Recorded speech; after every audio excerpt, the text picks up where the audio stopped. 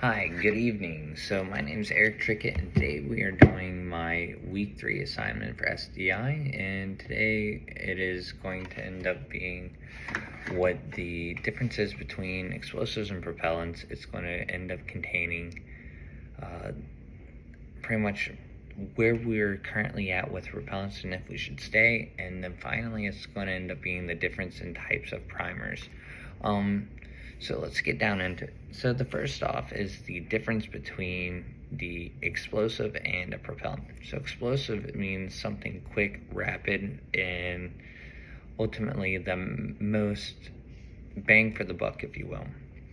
Because you want something fast, quick, you want it to explode. A lot of force, very violent, really rapid.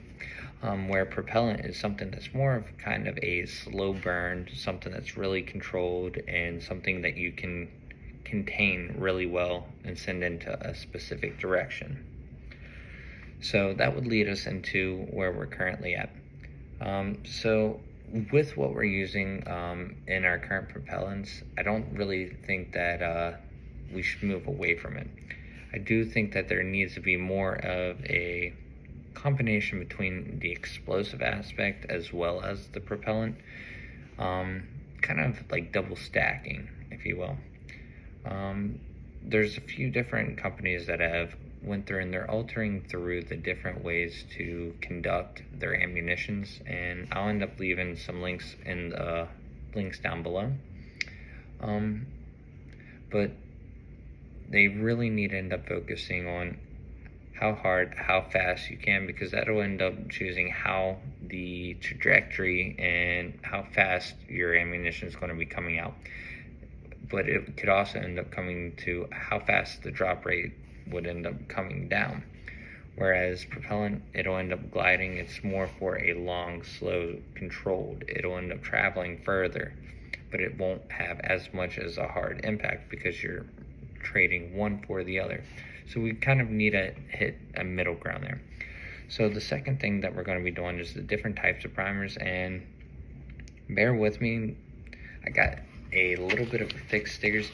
So the first one that we're going to be doing is the battery cap. So they're typically found in shotguns, and what we'll end up having here is you'll end up having the outside cup and the lower cup. This line down here is typically the compound that you'll end up finding that ignites, which is separated typically by like a foil or a piece of paper, if you will. And then this little section up here is the built-in primer that's inside of the primer itself. So that anvil will come down striking into the compound, which will then ignite it, sending the round into the activation mode. So the next one that we got is very similar, but it is in standard, which is the burden. So right here you'll end up seeing that there's the outside of the casing, and you'll end up having two flash points which will have an integral anvil built into the casing. And then here you'll have the primer, which the primer itself is just kind of like a cup itself. It'll end up having the compound at the bottom, and it'll be separated and held in there by either, once again, a foil or a paper. And you'll take this piece and you'll insert it in the bottom, and whenever it is struck, it'll shove the primer into the integral anvil, once again igniting the compound. And then finally, what we'll end up having is the boxer, which does not have an integral anvil built into the casing, and it will only have one flash point.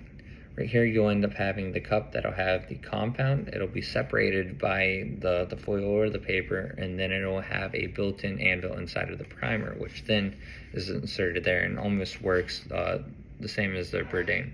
So the big difference is the flash points, which just allows the propellant to end up, well, the ignition to end up going into the casing, igniting whichever powder or propellant that's inside of the round and sending it out of your barrel.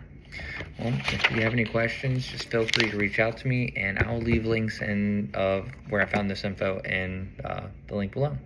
Thank you.